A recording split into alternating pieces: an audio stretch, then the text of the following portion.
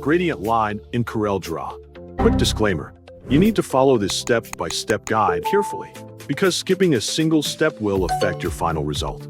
If this guide helpful, don't forget to like and subscribe. First, don't forget to comment if you still need our help or want to ask something, and we will reach you as soon as possible. Second, press the Windows Start button on your computer taskbar.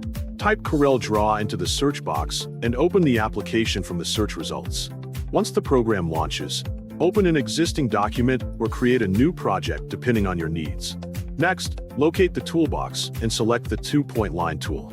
Click and drag on the page to draw a line, then release the mouse button to create the line object.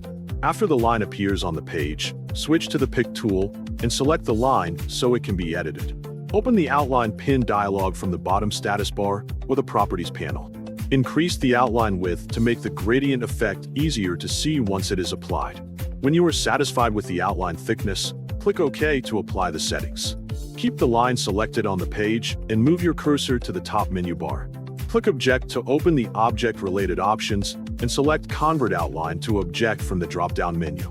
This step changes the line from a simple outline into a filled object that can accept gradient fills.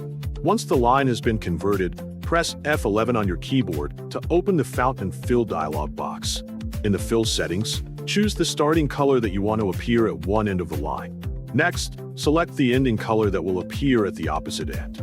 After choosing both colors, adjust the gradient direction so the color transition follows the length of the line. Preview the result to see how the colors blend together across the object. If necessary, modify the color positions, angle, or transition settings to create a smoother and more attractive gradient effect. Review the completed gradient line carefully on the page to ensure the colors transition exactly as intended.